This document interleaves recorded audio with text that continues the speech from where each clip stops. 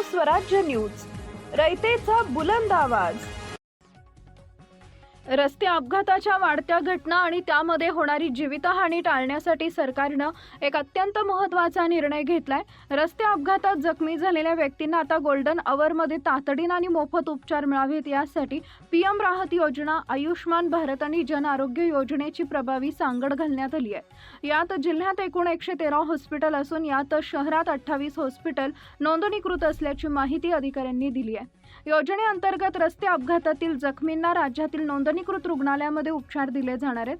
अनेकदा अपघातानंतर पैशांअभावी किंवा तांत्रिक कारणांमुळे उपचारांना उशीर होतो, ज्यामुळे जखमीचा जीव जाण्याची भीती असते। मात्र नवीन नियमानुसार रस्ते अपघातग्रस्तांना पहिल्या 7 दिवसांपर्यंत 1.5 लाख रुपयांपर्यंतचे उपचार पूर्णपणे मोफत मिळतील। या योजनेचा लाभ घेण्यासाठी जखमी व्यक्तीला आयुष्मान भारत किंवा जन आरोग्य योजनेअंतर्गत नोंदणीकृत असलेल्या जवळच्या कोणत्याही रुग्णालयात दाखल करणं आवश्यक आहे। या महत्त्वपूर्ण निर्णयामुळे रस्ते अपघातातील मृत्यू दर कमी होण्यास मोठी मदत होईल अशी आशा व्यक्त केली जाते। नागरिकांनी या सुविधेबाबत जागरूक राहणे आणि गरज पडल्यास याचा लाभ घेणं आवश्यक आहे।